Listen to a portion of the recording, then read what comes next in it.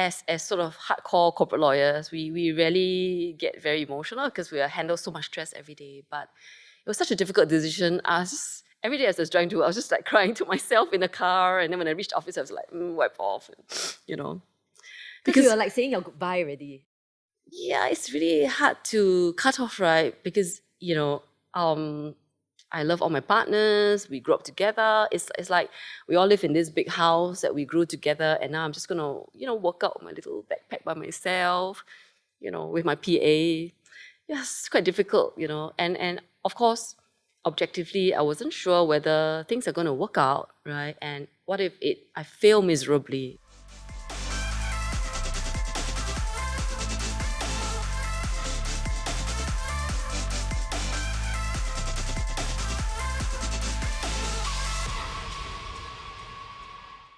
Before we start, I'd really appreciate it if you could show After the Bar some love by giving it a 5-star rating and hitting that follow button on Spotify.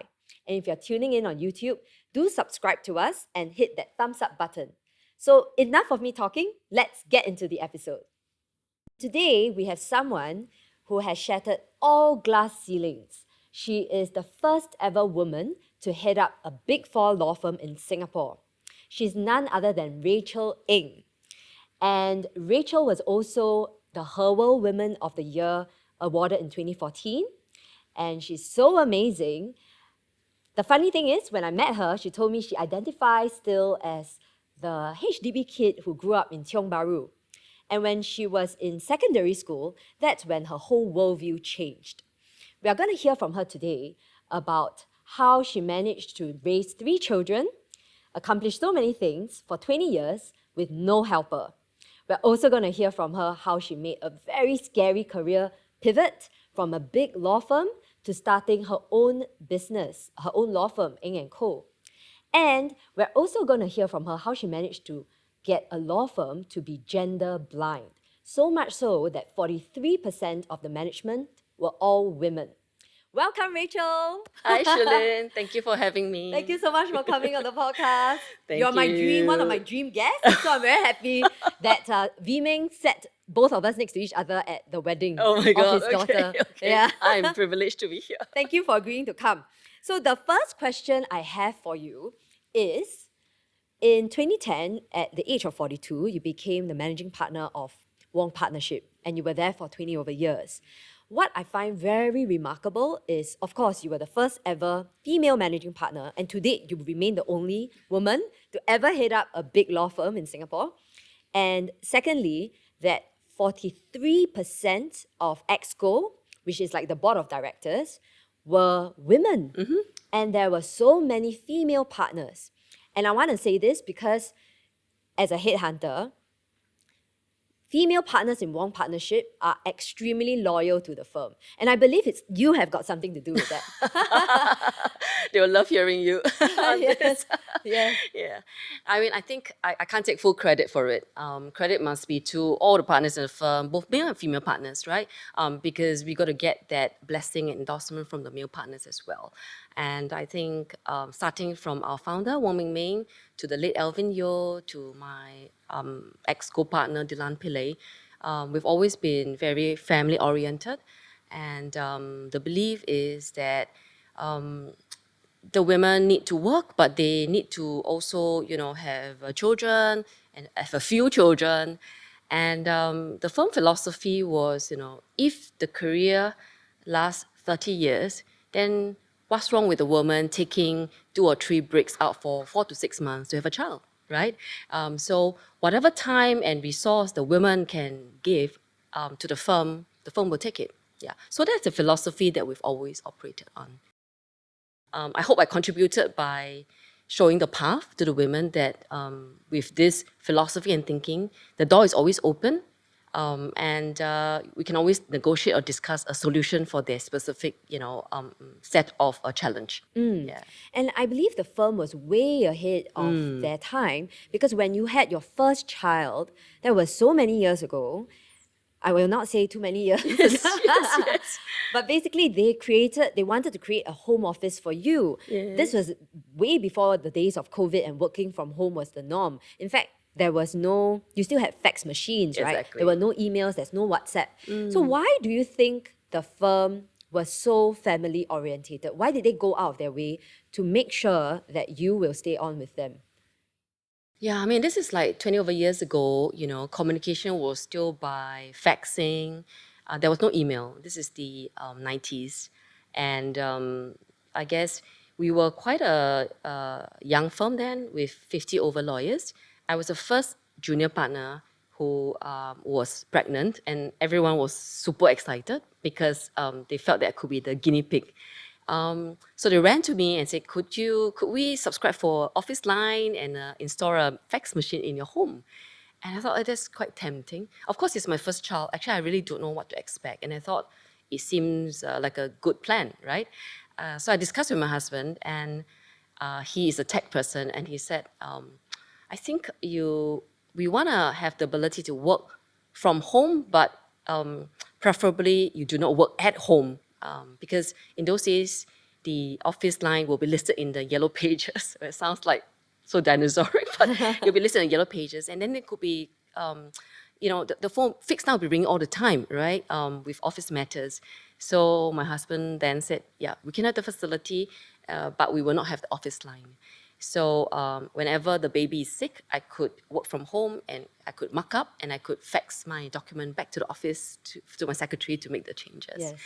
I think credit to Wong Meng Meng, who has 3 children himself. I was lucky also that some of my fellow male partners, their wives were expecting around the same time, and they could see that it's really not easy to be working during pregnancy or even to continue working when the baby is born. So that was all around the same time. And so they wanted to facilitate my ability to continue working as much as I could. And maternity was only 2 months at a time. Yes, which Yeah. is very short. Very short, yes. Very yes, short. yes. And they were really very evolved in their thinking, because I do hear stories that there are women who step off the partnership track, or Yes. they take 2 afternoons off.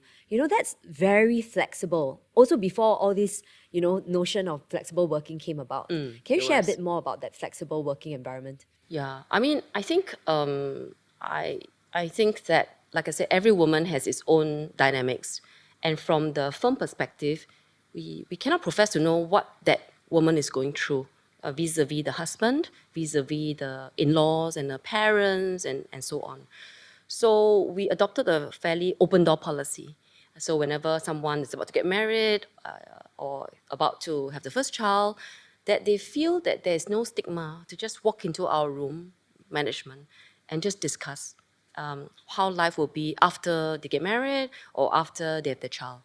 And so then depending on what their situation is, we have, I won't say we, but at the time, my previous firm, we had situation where maybe a woman who just needs 1 day off, they may work 4 days without working the 5th day. We had women who work 2 afternoons from home. Yeah, we had also women who chose to work 3 out of 5 days. So it is really whatever time they have to dedicate to the firm, we will take it. Yeah. So it's almost case by case. So much so that we actually did not have a written policy, embarrassed to say. Yeah. We just try to cater to retain whatever commitment the female professional can to give to the firm. Yeah. Yeah, and I really like what you said about how whatever time the talented, whether it's woman or man, can give us, we will take it. Yes, yes. Yeah. And I must stress talent because, frankly, if you're a lousy worker and not delivering, not contributing, then I do not think that organization, or it merits the organization to go out of their way to cater to your requirements. So I think, first we must be good at our work so that we are needed to continue to contribute to the organization. Then I think the organization will sit up to try to design something for the talent. Yes. And it takes a lot of self-awareness. So I'll mention my sister, because my Yes. sister works in the government, and she's very self-aware. She has 2 kids, and she knows that she's not going to volunteer to be posted overseas, travel overseas, or work late nights, because her priority is her family. And she's also at peace with the fact that it means a slower promotion track, maybe a smaller bonus, because other colleagues are doing that. And she's rare. Because a lot of people want it both ways. Yes. Yeah. You've realized that too? I mean, I guess most people would want both, right? They want a lot of pay and they also want flexibility and they want to do this and that. And I think from the management perspective, I would say that we have to be fair to both people who need flexibility, I mean, at that time, as well as those who are dedicating the entire time to the office, right? Now, of course, with better telecommunications, people can work at home quite effectively. But 20 over years ago, it wasn't like that. So if you are working at home, you're not there to manage all the last minute meetings, crisis, associates coming to your office to talk about their issues and so on. So I do think that whilst catering for the female talent, we have to take care of the male and female talent who are working full time in the office and to cut both sides a fair deal. Yes, Yeah. yes. I mean, basically, we can't have it all. I think that's something we all have to realize. So I want to talk a little bit about the fact that when you were in Wong partnership, you kind of saw to it that there were nursing rooms in the office. Okay, I want to share my experience. So as a mom now, my pumping journey was for how many months? 11 months for the first kid, and second one was 16 months. Oh my gosh, I've never shared this publicly. So 27 months of pumping, right? So if you take away the maternity leave, I was barely at maternity because I was running my own business. But as a mom who was sourcing for a serviced office in Singapore, I must have visited at least 10 to 15 offices. And every time I asked the receptionist or the person giving us the office tour, where is your nursing room? They look at me blankly. You know, most of the time they don't have any idea, right? What's that? And or they just don't have that facility. And they said, oh, you need to do that? Sure, we can give you a meeting room. But to me, that was not good enough. Finally, I settled on the current place I'm in, Art Okay. Spaces. They'll be very Yes. happy for me to Yes. mention them. But it's also not a nursing room. It just happens that they have a chill out room with an OSIM massage chair, Okay. which can double up as a. Okay. My pumping days are way over, right? Okay. I'm doing it because if any woman wants to join my team, I can tell them, look, if you want to pump, you don't have to pump at your desk, which is what Yes. I did with like a nursing cover for years. And I've asked quite a number of managing partners this, and I'm still surprised they don't have a nursing room. Tell me more about your journey in terms of implementing that nursing room for your firm. I mean, I was a young partner, but I was quite involved in the operations of the firm. And yeah, maybe I was just keen on making sure that we have a good office environment. So I was quite lucky that in both the office moves, I was on the move committee. Yeah. And we have a female office manager or director who is a bit older. So she's the one that sort of manages the office at that time. And she'll be able to give me feedback and what the ground's suffering from. And for me, I was a working mom, and during my time with all my 3 children, maternity leave was only 2 months. I was not able to continue with this breastfeeding journey because after 2 months, I have to go back to work.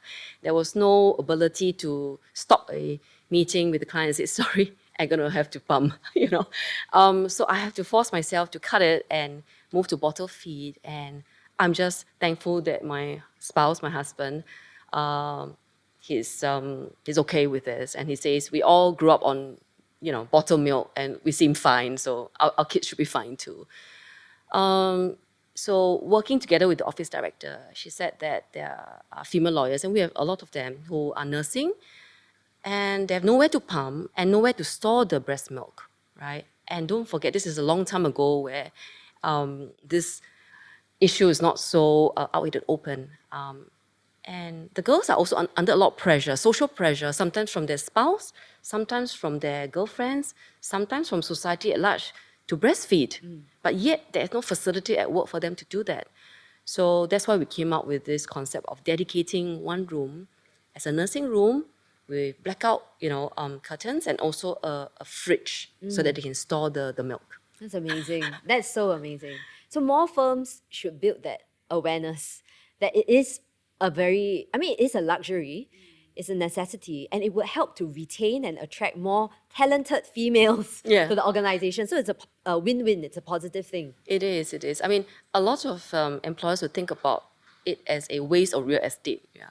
But even in my small office now, I have a corner room that I have created blackout blinds so that one day if someone needs to nurse, I have an office that they can go to on Yes. standby. Yes, and I applaud you on doing that.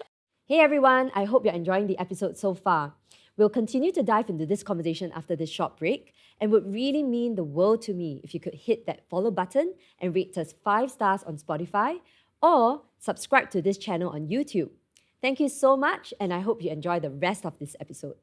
The most popular question you get asked, not about your M&A, not about your accolades, but how did you do everything, raise 3 children, they love you as their mom, and you flew all over the world for M&A deals, and for 20 years you had no helper. How is it humanly possible? I thought I could be famous for other things, but this question. Okay. Well, when I had my children, I was lucky that my mom, my parents, my in-laws all chipped in to help. Our parents don't live with us, so we have to drop the baby, with them every day. And they said that we will accept your baby, but not your helper. And because of that, we could not have a helper who is alone in the house while we're out working or traveling. So we decided to dispense with that when we had the first child and then the second child, and then we got used to it. So I would say that, I don't think there's anything wrong with having helpers. Each professional should just assess what is their support network and deploy the relevant help. Yes. And in my case, I decided 10 years ago that, okay, this is the time that, we are ready to have a helper. So now we have one. Yes. Wow, amazing. So one particular interview I remember reading was when your oldest son was going through PSLE, and you were contemplating doing what a lot of women do, which is to take a sabbatical to help them prepare for their PSLE. And then I think a big client came knocking on your door, which you couldn't say no to, and then that dream of maybe taking a sabbatical to help your son evaporated.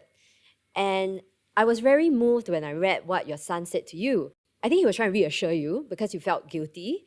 And even though you did try every day to be there for him at 7 p.m. at least, and he said, don't worry, mom, you're doing enough.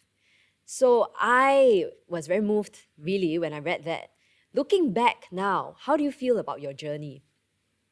To be honest, I think sometimes I'm really afraid to look back. Yeah, because I think that professional life in the late 20s and 30s was really tough. Yeah, I mean, there's so many hurdles along the way that, raising kids and going through exams and wondering how they're going to turn out, and feeling guilty in the office when the child is sick at home, and when working in the office, feeling guilty, when at home feeling guilty that there's work, left in the office. So I think it's a horrible period when I look back. So I think it's a period of struggles and very little personal time. And the thing is, we sometimes wonder, I mean, I have a 7-year-old and a 4-year-old. I also feel and struggle with that guilt. And we don't know how our kids will actually turn out. But your kids have turned out really well. So you should seek some comfort in that, Rachel. Yeah. I mean, the challenge with us is, when the kid is a baby or is growing up in primary school or secondary or even as undergrad, as parent, you really do not know whether they're okay. You do not know until much later in life. So when you are young and you're going through that journey, you just feel really guilty that, am I being a good enough mom, right? You have other moms who accompany them to school events, moms who go with them to childcare picnic, but you're a mom that's always working. So really, you can only know when you look back. But going through the journey, it's a big, unknown. So that guilt, would follow me, and I'm sure follow many moms for many years. I really only stopped feeling guilty, I think, when I hit my 40s. My daughter looked at me. I think when she was secondary school, she was able to read some of these articles, and she read that as a mom, I was always feeling guilty. So she looked at me and she said, "Mom, check. I've checked myself. I think I'm fine. Please stop feeling guilty." And from that moment, I felt that, my guilt was released. Wow, that's Yeah. amazing. I love that. I mean, now that you're way past that journey and you no longer wrestle with mum guilt, is there any advice you would give to someone who's listening to this who is still struggling with that? I talked to a male contact once, and I said, I always feel guilty. It's terrible, this feeling of like feeling guilty at work, feeling guilty that I'm not at home looking after the children. And then, at home feeling that I'm not thinking enough about my clients and work. And then he told me, oh, we men, we feel guilty about not feeling guilty. And I'm like, what's this? So I think I'll say to the mom, it's all right to feel guilty, but you just have to carry this with you. I would say that it's a little bit better if you speak to a woman who's a little bit older. Sometimes there's no solution for that moment, but if you speak to someone who is 5, 10 years ahead of their journey, and knowing that that senior woman has gone down that path, and when you look at the children and they're okay, it just helps you, get over that hump for that day. Yes, Yeah. yes. I mean, even for me, listening to you talk about your children, I feel less guilty. Okay, so Rachel, not every woman, not every man wants to have a helper living in their home, particularly for those families who grew up with no helper. They're not comfortable with that. And I know particularly that there are leaders listening to this where they are very used to having a helper. And then if they see their team members struggling with work and home, they think the best thing to do, the solution, is to get a helper. But sometimes the advice can almost seem offensive or insulting and maybe even overstepping some boundaries. How do you feel about that? I mean, to be honest, there are many times I feel like quitting my job. Like many times I will go to my partners, most of whom are male, to say that, why don't you just let me quit my fee earning job and maybe manage the office, right? Go to the back end. And many a time they will say, Rach, like you're good at your work, you should just push on. And I've had this thrown at me and say, why don't you get yourself a helper, right? So I think I would interpret that they are coming from a good space, because the men, they do try to help, but they do not always understand or empathize. So I would urge the women not to be overly offended. But I think for those of us in leadership position, sometimes there's no need to offer solution. Yeah. I would say that from the management position, what we should do is create an environment which is conducive for the women to work, right? Conducive. And if the woman is talented or smart, she just need to sort of share her challenges, and she will be able to figure out, what kind of support network she needs, I think. Yes, Yeah. and we need to respect their choices because at the end of the day, it's the individual's choice and they have to be at peace with it. And it's a family decision. Rachel, clearly you're a successful female partner, but if I don't highlight, I drop the word female, you're a successful partner. But as a woman, do you feel like you had to overcompensate in some way, or were you starting off on a back foot as compared to male partners? Um, I often feel that way when I was younger.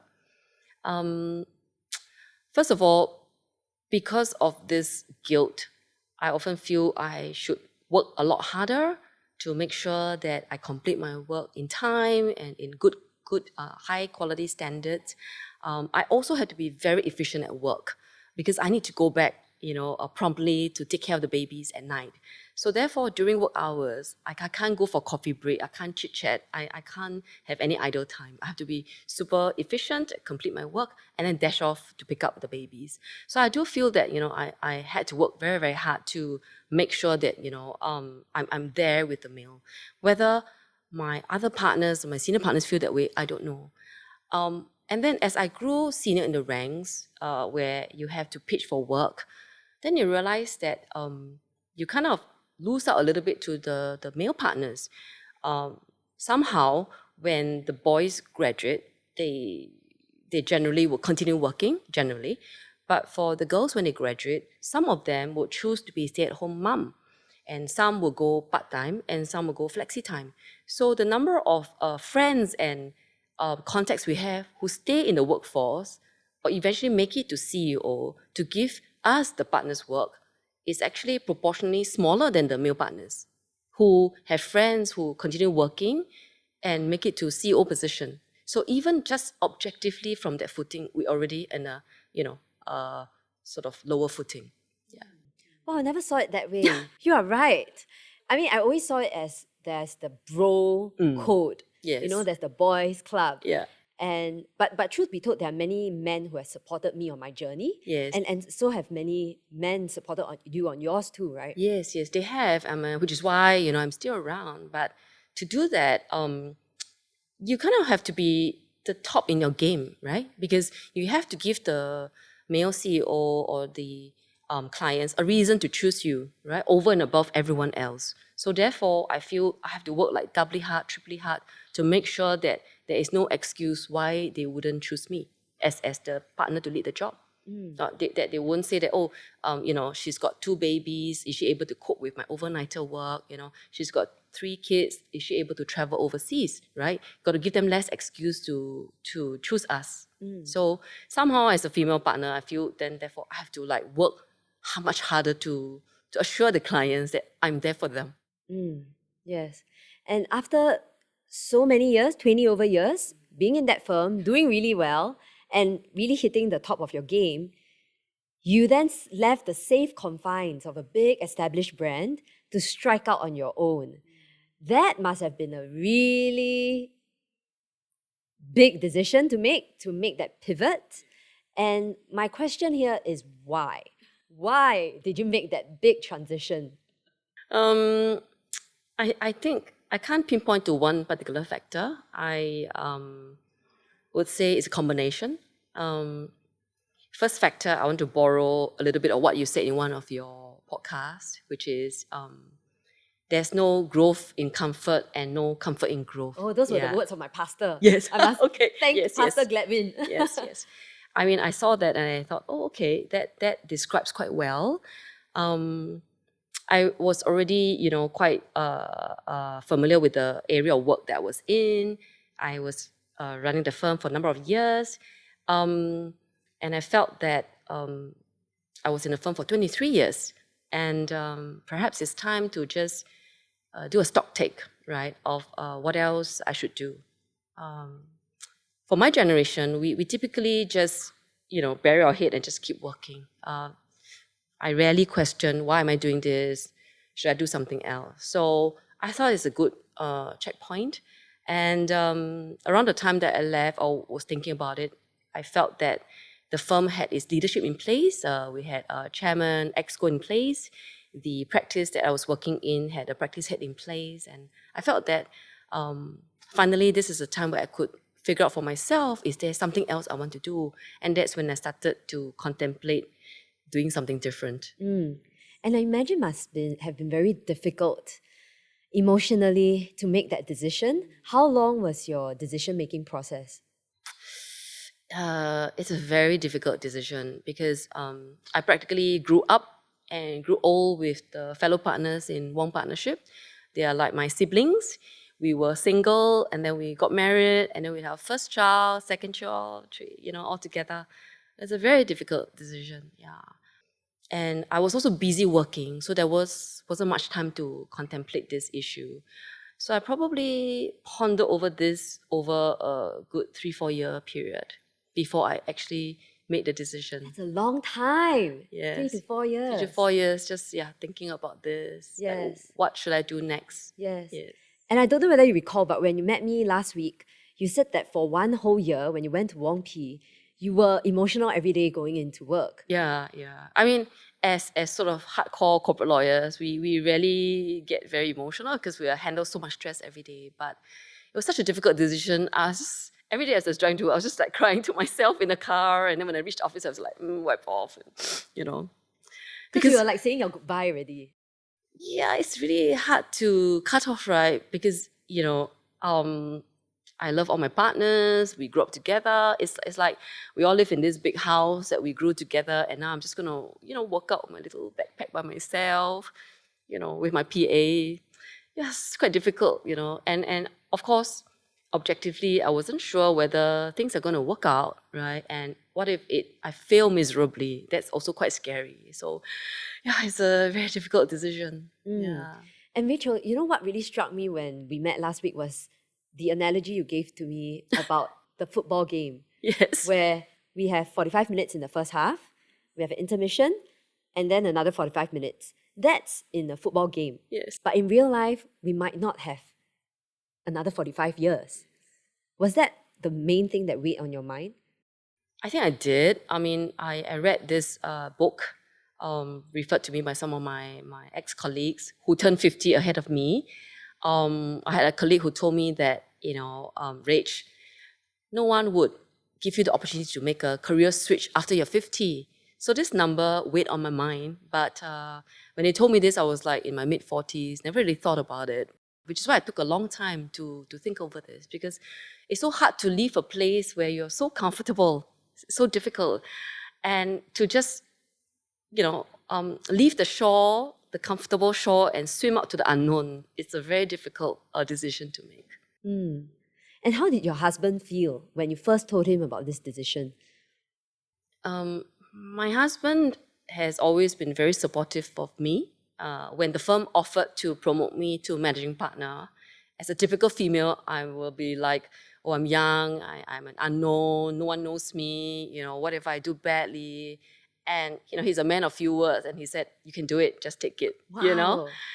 So I think when I told him about this decision, of course, I've briefed him about this thought process. I think he was very supportive. I had to also tell my children as well. And they too have their differing views, but overall they were supportive. Because I think if I bombed out, if I failed, it will impact on them as well. Yeah. And it's now been 5 years since you made Yes. that move. So, Rachel, I'm going to ask this question, and I know it's not included in the list.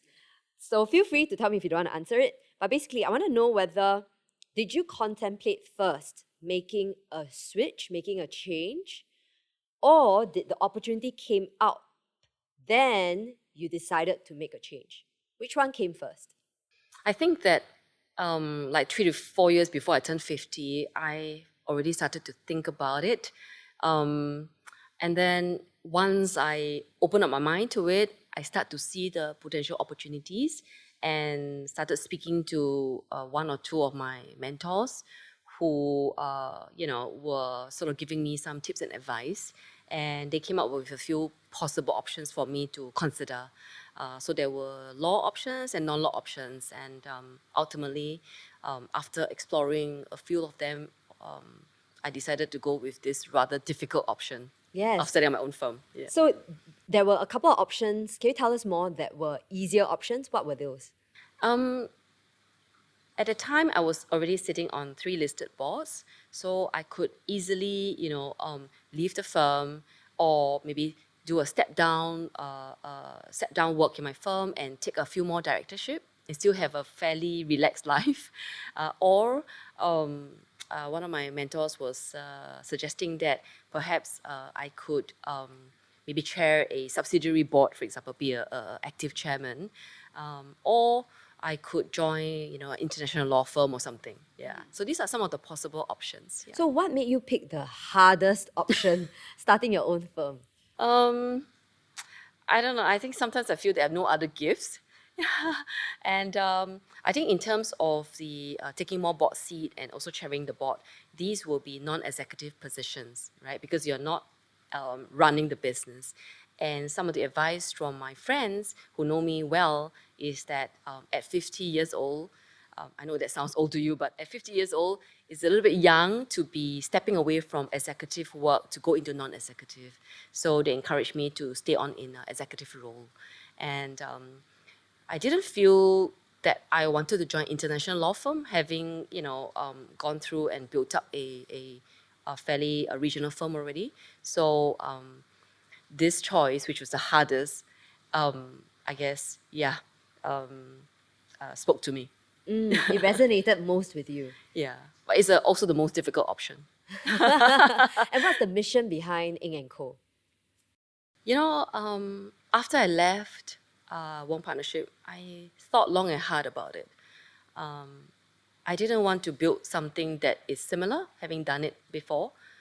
So I've never said this publicly, but it's my own private wish to build a firm that lawyers enjoy coming to work and clients enjoy using. Yeah. Very often lawyers want to join the firm, but they quit so quickly.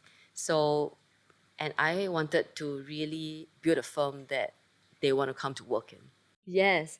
And so now, 5 years after making that difficult decision, what do you wish you knew at the start? Well, when I left my previous firm, One Partnership, I took my PA. My PA has been with me for now some 24 years. Amazing. Yeah, since my second son was born. Wow. So I didn't ask anyone to join me because I want to leave amicably. And at the same time, like I said, I felt that I was going for a risky option. I did not want to jeopardize any colleague's career in a big firm. Looking back, I think I was a little bit naive because I had then to go out to look for people from outside the firm. And there was some hits and some misses. And that took time for me to build a team again. So I would say that now I understand why people leave their position with their team.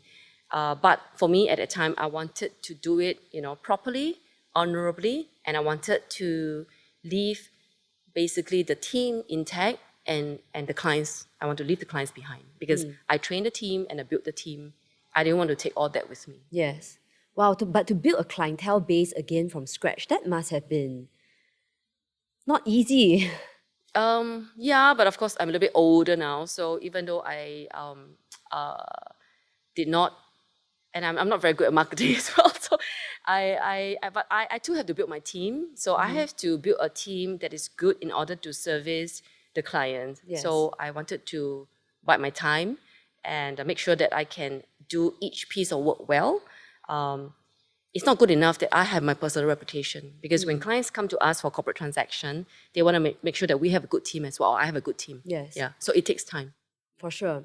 And Rachel, what would you say to someone, let's say your friend, who is already very successful and is contemplating, like there's that little voice saying that, oh, you need to go try something else, but yet is very afraid of taking that step? What would you say to that person?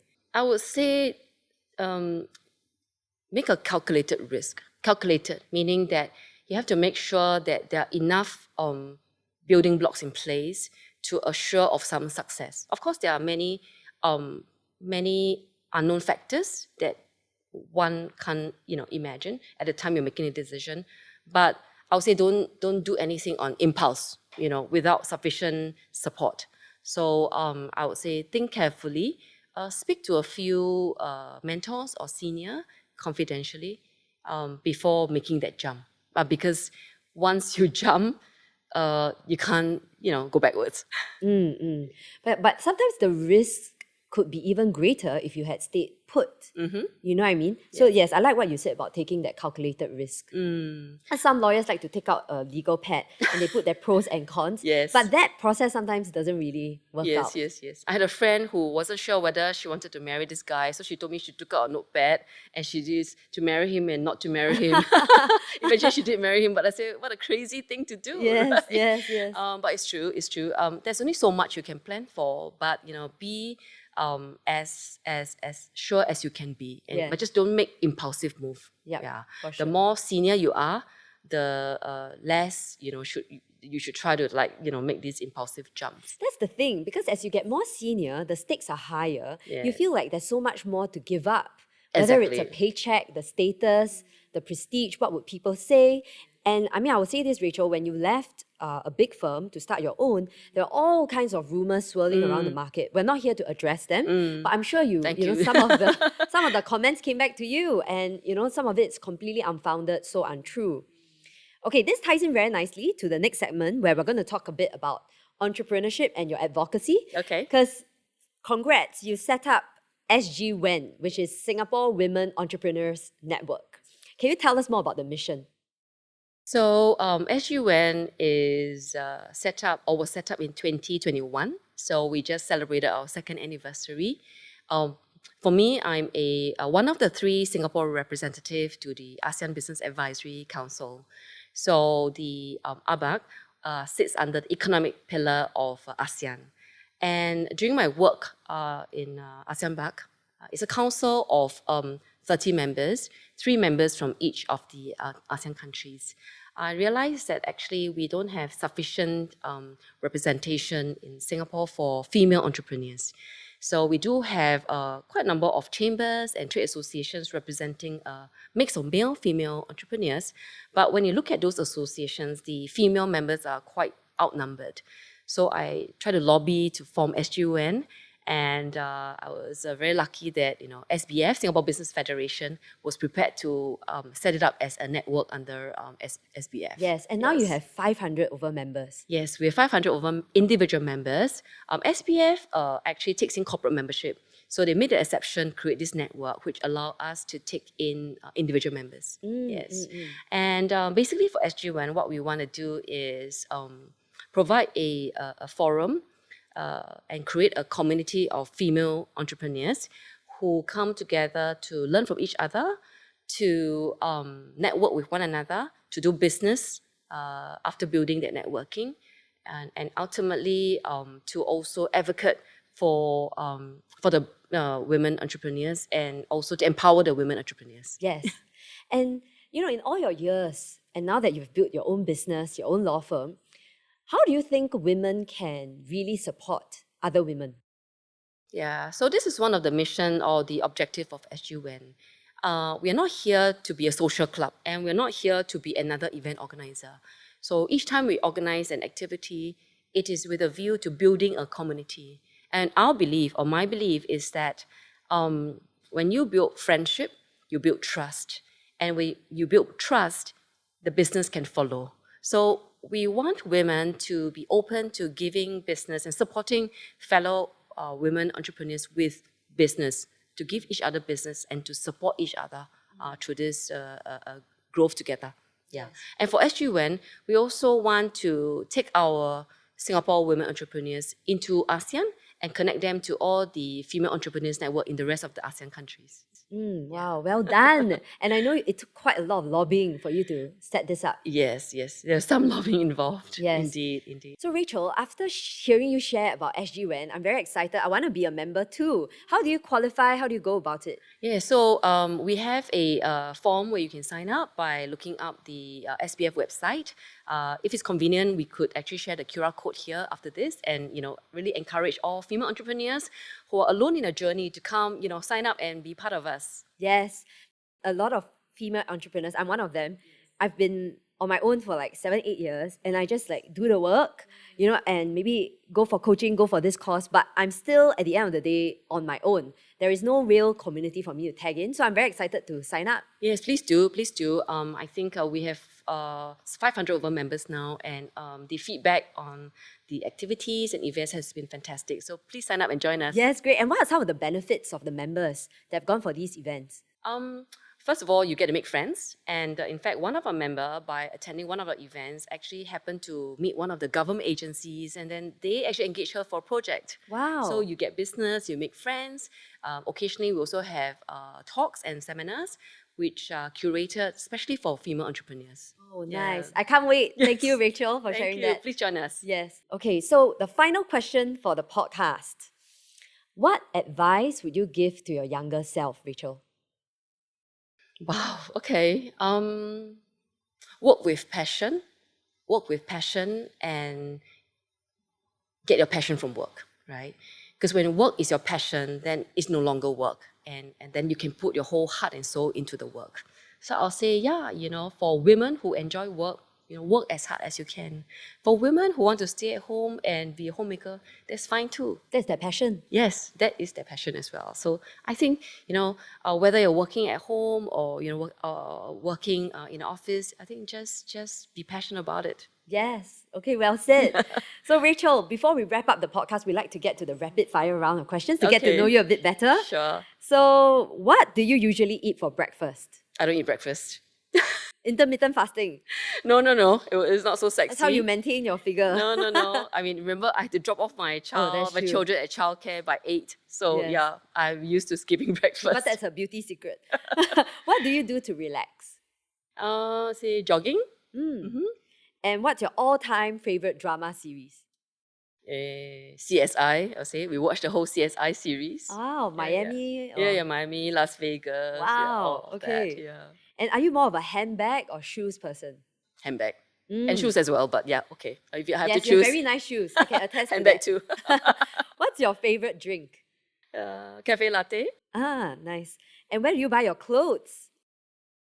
I don't really buy them in Singapore. When I go overseas for a business trip, when I still a day here and there, I just buy whatever, that catches my eye. So, And when's your next holiday? Where is your next holiday? yeah, heading off to Europe. Yeah, meet up with one of my sons. Oh, nice. And what's the first word that comes to your mind when I say bar?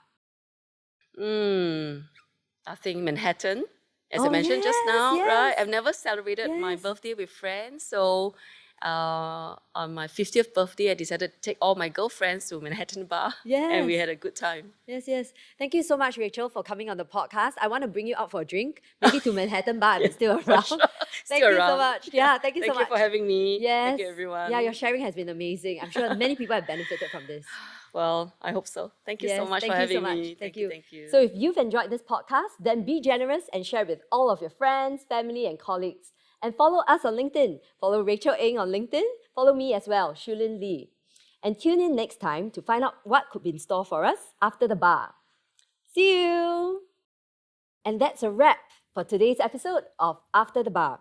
A heartfelt thanks to our incredible guest, Rachel Eng, for coming onto this episode to share her wisdom and her expertise. If you've enjoyed this episode, please give us a 5-star rating and hit that follow button on Spotify. If you're viewing this on YouTube, give us a thumbs up and subscribe to this channel for more After the Bar episodes. And lastly, I'd really appreciate it if you could share this episode with your friends, your colleagues, your family on your social media accounts. Thank you so much and see you again on the next episode of After the Bar.